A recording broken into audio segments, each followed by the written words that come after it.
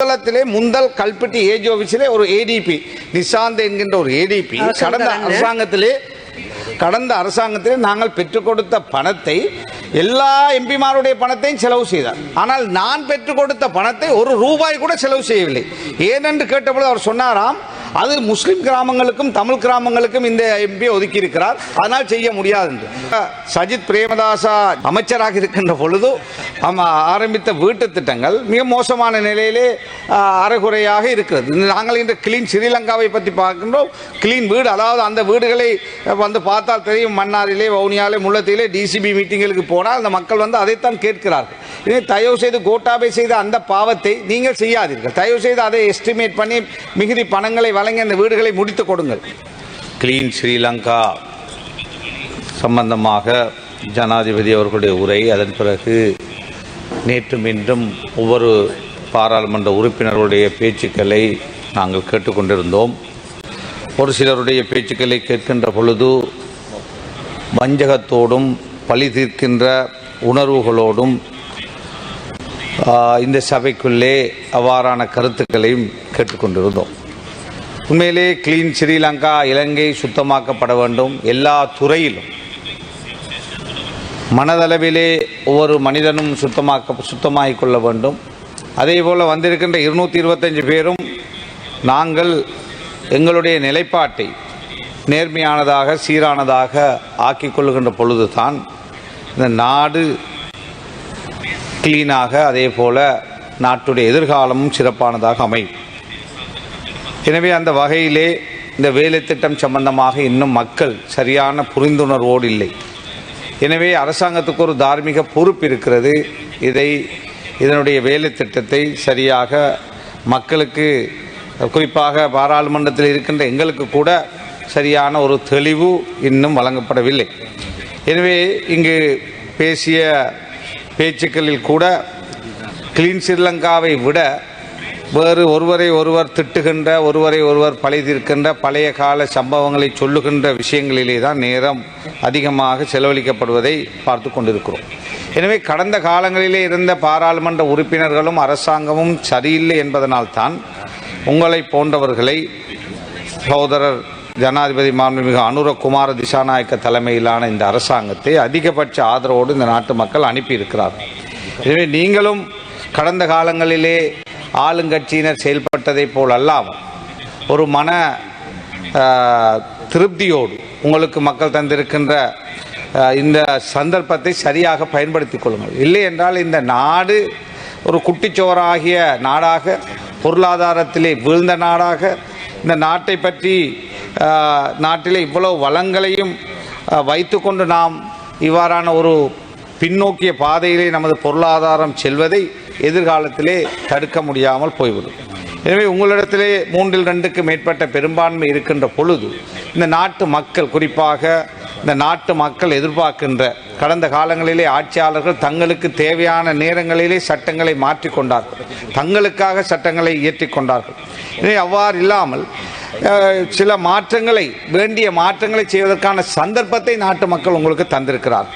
அதே போல உலக நாடுகளோடு, குறிப்பாக இந்தியா எம்மை பொறுத்தவரையிலே ஒரு முக்கியத்துவம் வாய்ந்த நாடு. ஜனாதிபதி அவர்களுடைய இந்தியாவுடைய விஜயத்தின் பொழுது அந்த ஸ்டேட்மெண்டிலே நாங்கள் கனெக்டிவிட்டி, ரோட் கனெக்டிவிட்டியை நாங்கள் காணவில்லை. இதற்கு முன்னர் இருந்த அரசாங்கம் இந்தியாவுக்கும் இலங்கைக்கும் இடையிலே பாலம் அமைப்பதற்கான விஷயத்தை உறுதியாக பேசி ஒரு உடன்பாடு கண்டிருந்தது.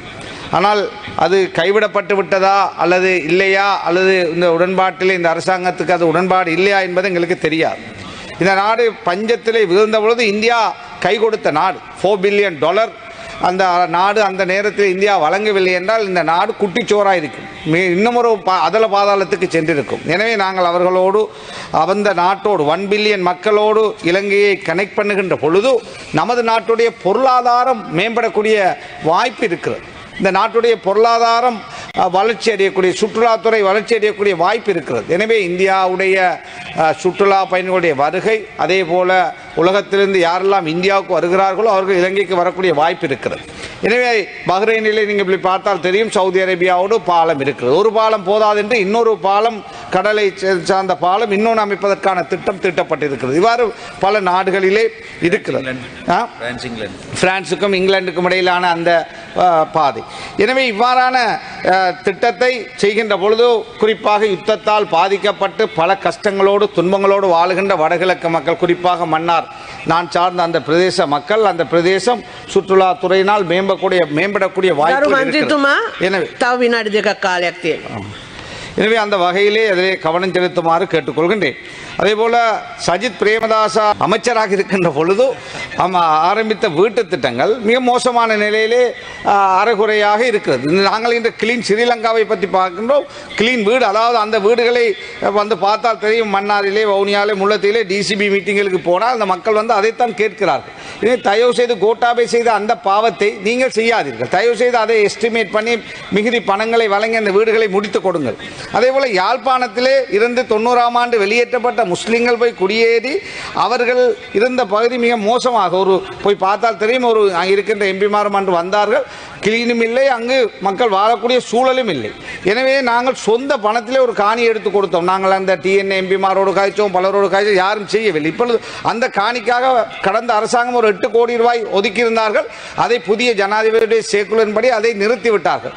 தயவு செய்து அந்த பணத்தை கொடுத்து அந்த மக்களுடைய குடியேற்றத்துக்கு உதவி செய்யுங்கள். அதே போல புத்தளம் வைத்தியசாலையை போய் பார்த்தால் மிக மோசமான ஒரு கிளீன் இல்லாத ஒரு நிலை காணப்படுகிறது. அதை லைன் மினிஸ்ட்ரிக்கு எடுக்க வேண்டிய தேவை இருக்கிறது. என்ன, இடம்பெயர்ந்த மக்கள் புத்தளத்துக்கு வந்த பிறகு அந்த வைத்தியசாலை நிறைய தேவை உள்ளது. நாங்கள் யாழ்ப்பாண அரசாங்கத்தில் இருந்த பொழுது ஒரு சிசிபி நூடாக ஒரு ப்ரொபோசலை செய்தோம். வெளிநாட்டு நிதியை பெற முயற்சி செய்த பொழுது அரசாங்கம் சென்று விட்டது. எனவே தயவு செய்து அதை டெவலப் பண்ணுவதற்கான வேலை திட்டத்தை செய்வதாக இருந்தால் அதை லைன் மினிஸ்ட்ரிக்கிலே நீங்கள் 35 வைத்தியசாலை எடுப்பதாக கேள்விப்படுகிறோம். அதையும் ஒன்றாக சேர்த்துக் கொள்ளுங்கள் என்று உங்களிடத்திலே அன்பாக வேண்டுகோள் விடுக்கின்றேன். அதே போல வவுனியாவிலே போடப்படுகின்ற குப்பைகள் யூனிவர்சிட்டிக்கு முன்னாலே கொண்டு போய் போடுகிறார்கள். அதற்கான ஒரு திட்டத்துக்காக முயற்சி, அதாவது வவுனியா மாவட்டத்திலே செய்கின்ற முதல் திட்டமாக இந்த கிளீன் ஸ்ரீலங்கா திட்டத்தை அதை மக்களுக்கு ஆபத்து இல்லாமல் 5000 மாணவர்கள் அவர் இதனால் ஆபத்தை எதிர்நோக்குகிறார்கள். சூழ உள்ள கிராமங்கள் ஆபத்தை எதிர்நோக்குகிறது. எனவே தயவு செய்து வவுனியாவிலே உங்களுடைய அரசாங்கம் முதலாவது திட்டமாக அதற்கான ஒரு பாதுகாப்பு அரணை அமைத்து அதை வேறொரு இடத்துக்கு மாற்றி மக்களுக்கோ யூனிவர்சிட்டி மாணவர்களுக்கோ ஆபத்தில்லாத ஒரு நிலைமை ஏற்படுத்துங்கள் என்று இந்த இடத்திலே உங்களுக்கு நான் வேண்டுகோள் விடுக்கின்றேன். அதே போல புத்தளத்திலே முந்தல் கல்பட்டி ஏஜி ஆபீஸிலே ஒரு ஏடிபி நிசாந்த் என்கின்ற ஒரு ஏடிபி கடந்த அரசாங்கத்திலே நாங்கள் பெற்றுக் கொடுத்த பணத்தை, எல்லா எம்பிமாருடைய பணத்தையும் செலவு செய்தார். ஆனால் நான் பெற்றுக் கொடுத்த பணத்தை ஒரு ரூபாய் கூட செலவு செய்யவில்லை. ஏனென்று கேட்டபோது அவர் சொன்னாராம், அது முஸ்லிம் கிராமங்களுக்கும் தமிழ் கிராமங்களுக்கும் இந்த எம்பி ஒதுக்கி இருக்கிறார், அதனால் செய்ய முடியாது என்று. அந்த மாவட்டத்தில் எல்லா பிரதேச செயலகங்களிலும் அந்த பணங்கள் செலவழிக்கப்பட்டு எல்லா எம்பிமாரையும் செலவழிக்கப்பட்டு, ஆனால் இந்த முந்தலும் கல்பிட்டியும் ஒரு நிலதாரி இவ்வாறு ஒரு துவேஷ உணர்வோடு செயல்பட்டு ஒரு ரூபாய் கூட மக்களுக்கு பயன்படுது என்று அந்த பாதைகளால் போக முடியாத துப்பாக்கிய நிலை. எனவே இவ்வாறான அதிகாரிகளை கிளீன் செய்ய வேண்டும். பாராளுமன்ற உறுப்பினர்கள் தவறு செய்தால் தண்டிப்பது போல அரசு அதிகாரிகள் மக்களுடைய பணத்திலே சம்பளத்தை பெற்றுக் கொண்டிருக்கின்ற அதிகாரிகள் இவ்வாறான துவேஷ உணர்வோடு செயல்படக்கூடாது.